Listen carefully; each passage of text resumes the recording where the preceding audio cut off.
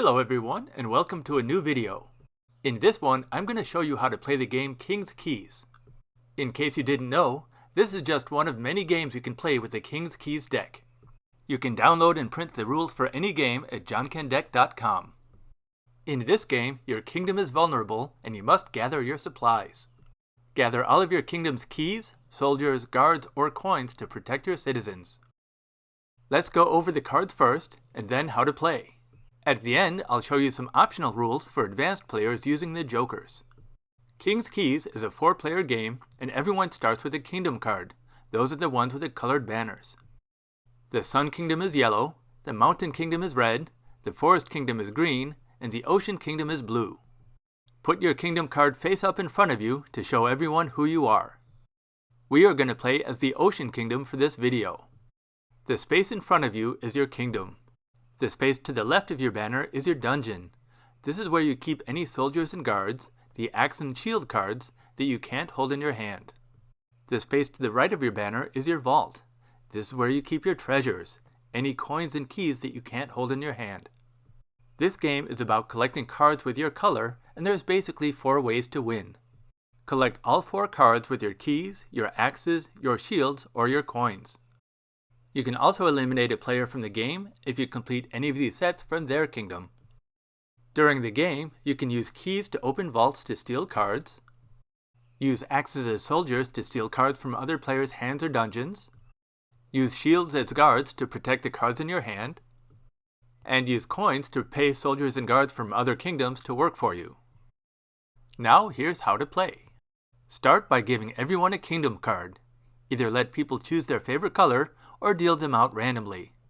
Remove the jokers and shuffle the rest of the deck well. Everyone puts their kingdom card face up on the table. Deal 4 cards to each player and put the rest of the cards in the center as a draw pile. Start with the player to the left of the dealer and take turns going clockwise. Each turn has 3 parts. Draw 1 card, make 1 play, then store any extra cards in your vault or dungeon. After you draw, you can play any cards from your hand, your vault, or your dungeon. But you can only make 1 play per turn. These are the plays you can make. Hold on to your cards and do nothing. Play a shield card to place a guard. Play an axe card to steal cards from another player. Or play a key card to steal cards from a player's vault. After you play, if you have enough cards to win the game or eliminate a player, you can show them before your turn is over. At the end of your turn, decide which 4 cards you want to keep in your hand. Then put any extra soldiers and guards face down in your dungeon, and any extra keys or coins face down in your vault.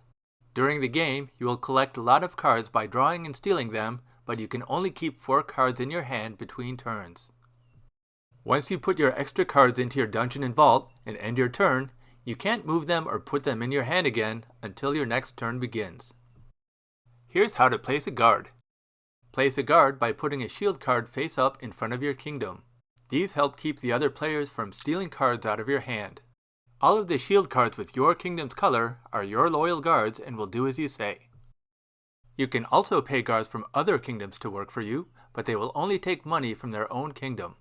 The 3 forest shields represents 3 guards from the forest kingdom, so you need 3 forest coins to pay them. You can use more than 1 card to pay them, or you can pay them too much if you don't have exact change. As long as there is at least 1 coin for every guard. After the guards are in place, and you've shown the other players that you have enough coins, shuffle the coins back into the deck. If you have a total of 10 or more guards in place, you win the game. Just remember that holding 10 guards is not enough to win. You need to have them all placed in front of your kingdom. Here's how to steal cards using soldiers. The X cards in your kingdom's color are your loyal soldiers, and they can break into dungeons. You can steal as many cards as you have soldiers, so with 3 ocean axes, you can steal 3 cards from any dungeon. The dungeons are to each player's left and should only hold soldiers and guards. Take any 3 cards out of their dungeon and leave your axe card behind, face up. The card stays in their dungeon until their next turn, unless another player steals it first. Notice that the Sun Kingdom only has 2 cards in their dungeon. You could steal from them, but you would only get 2 cards and you still have to leave your card behind. Soldiers can also steal from a player's hand, but you need to get past any guard that they have in place. You need a higher number axe card than their highest number shield card. The Sun Kingdom's hand is protected from your 3 soldiers because their highest shield card is also 3. The hand of the Forest Kingdom is not protected from your 3 soldiers. Even though they have 3 shields total, their highest shield card is only a 2. Take any 3 cards from their hand and give them your axe card. Remember that guards only protect your hand, not your dungeon. You can pay soldiers from other kingdoms with coins to steal from other kingdoms. But soldiers are loyal and will never steal from their own kingdom. If you catch a player trying to steal from you with your own soldiers, you can keep the axes and the coins.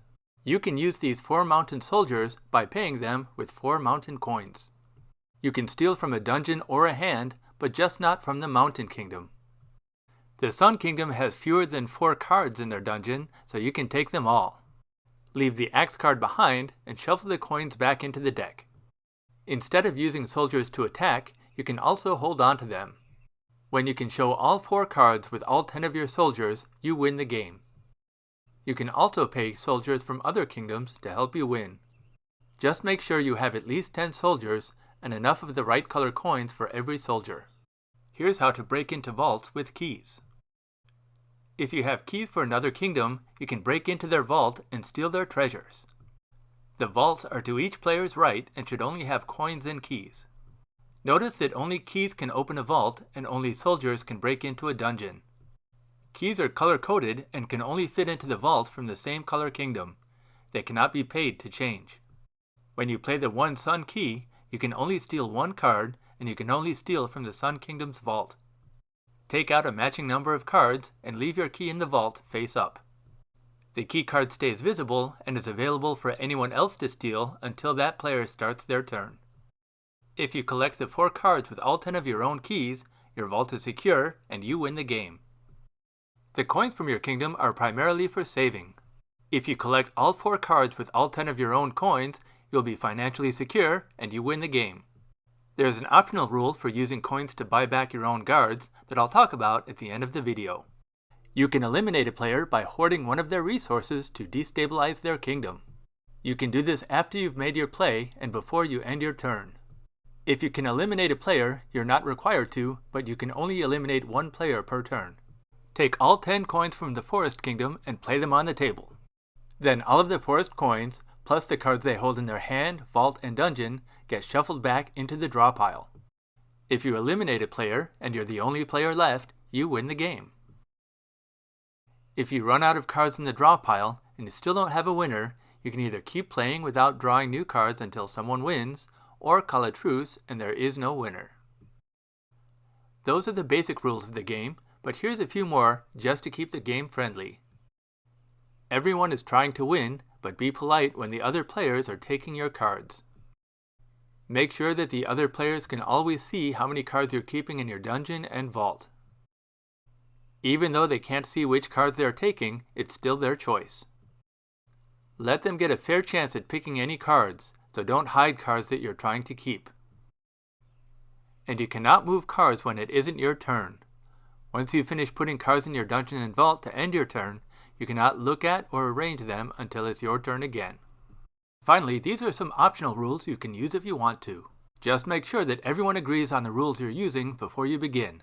I like this rule because I think it helps to balance out the game, but since it isn't part of the printed rules, it's still optional. If a player has paid your guards to work for them, you can buy them back. Here, the Sun Kingdom needs 1 more guard to win, but they are using 4 of your guards. You can take your guards back by refunding their money. You need at least 1 of your coins for each guard on the card. Exchange the coins for your guards, and now they're yours. You won't be able to play them for yourself until your next turn though. No one can steal the coins on the table, and the Sun Kingdom can take them when they start their next turn. The King's Keys deck includes 4 jokers: the Key Joker, the Axe Joker, Shield Joker, and Coin Joker. Each joker is holding an item, and they can also represent different kingdoms based on their color. You can keep jokers in your hand, your vault, or your dungeon between turns. If you put the jokers in the deck, you can try just some of these rules or use them all in the same game. Your joker can spy for you. For your play, you can call out for your own joker, the joker dressed in your kingdom's color. If another player has your joker, they must show you all of the other cards in that player's hand, or dungeon, or vault where the joker is. The Joker Lockpicker. If you play the Key Joker, you can use it to steal one card from another player's hand, dungeon, or vault. Leave the joker behind to replace it when you're done. The Joker Axe Thief. Play this on any player and they must give you the card in their hand with the most axes. If they don't have an axe card in their hand, they must hand over the card in their dungeon with the most axes.